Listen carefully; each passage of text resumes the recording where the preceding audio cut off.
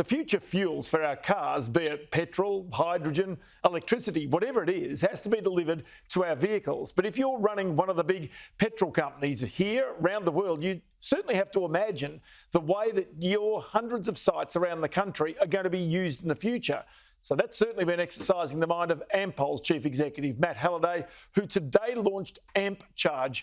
He joins me now. Matt, many thanks for your time. I just want to give your announcement of the rollout of fast chargers today. Does it seem inevitable to you that the future fuel for our vehicles is now electric and not petrol? Yeah, hi Ross. Certainly on the light passenger side, all of our work and what we've seen internationally is that light passenger vehicles will be replaced by electric vehicles, and we can see that transition happening in other parts of the world, and it will happen. It will happen in Australia to a greater extent as we approach the end of this decade. Okay, so tell me about the role of the current petrol station. Given the fact the person is likely to be recharging their car at home overnight, what is the role of the petrol station into the future? Yeah, so what we see internationally, and we certainly receive feedback from our customers saying, look, there will be a lot of charging that happens at home, but when people are out on the move, on the go, charging at destination, fast charging, crucially at a forecourt, whether that's a top-up charge to get you through or a full charge, is going to play an important role. That's where our distribution network, which is around 1,900 sites right across the expanse of Australia, is going to play a really crucial role to providing that enabling infrastructure so our customers can have an EV, knowing that if they can't charge at home at that time or at all, that there's a charging infrastructure to enable them to go about their everyday activities.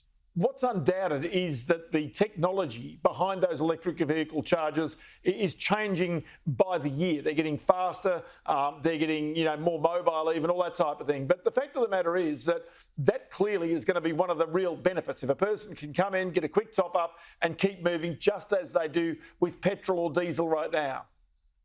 Yeah, that's exactly right. And that's why it sort of supports the retail strategy that we've been implementing for a few years now, which is to make sure that we're broadening the offer that we have on a number of our forecourts, whether that's a Metro Ampol Woolworths offer, where there's a top-up grocery option, or whether it's other types of shopping options that our customers have on our sites, because the dwell times will increase as the customers are charging their vehicles compared to refueling them as they do today.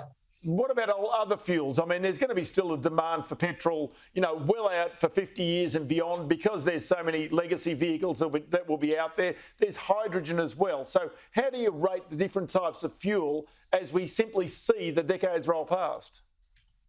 It's really important from our point of view to ensure that we're there for our customers as they transition. That's going to take some time. A number of customers are going to have what we call a mixed garage, so an ICE vehicle or a petrol vehicle, as well as an EV for a period of time. And we need to make sure that we're supporting them through that transition. So when as we think of ourselves increasingly as a distributor of energy, there'll be different forms of energy, and the forecourt of the future will be still providing fuel for a long, long time to come in a traditional sense, but increasingly also providing a fast charging offer.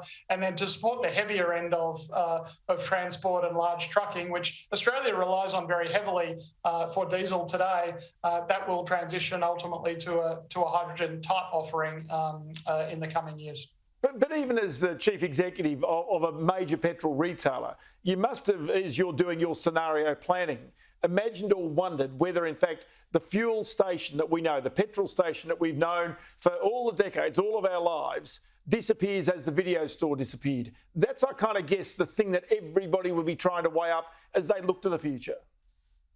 Look, I think that's right. It's going to take some time. So there is going to be a lag through the fleet as the transition occurs, and so it is genuinely going to be a transition that takes many years. We're looking to position so that we can enable our customers to be making that transition, but ultimately the use of the forecourt will change. The strategic nature of the forecourts, the network and their location is just going to play a role for different forms of energy and convenience in the very long term. We should also make the point here that you've got an incentive to do this, and that comes through the Australian Renewable Energy Agency, and obviously with partial funding through Future Fuels Fund as well. But you go from the 5 sites immediately now to 120 sites by October next year. So this is no slow rollout. This is happening pretty quickly. No, it's pretty rapid. It's all supported, the entire rollout supported by renewable energy, solar panels and batteries, in partnership with an ARENA Future Fuels grant, as you say, where ARENA is looking to play a role to help stimulate early scale in the industry. So that's important, and it is a fast rollout. So by October 2023, next year, we're going to have 121 sites in the network, and that's a minimum of 2 charging bays per site.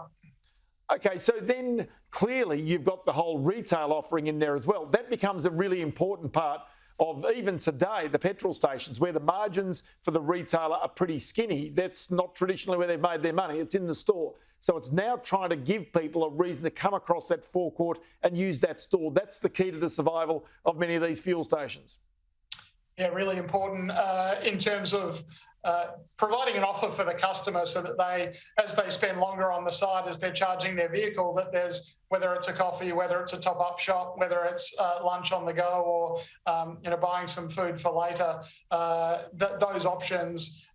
Getting that right across each forecourt for that local market is really important, because as we've seen in Europe, dwell times do increase, and so the nature of the offer that the customer is looking for evolves, and that's what we're looking to achieve.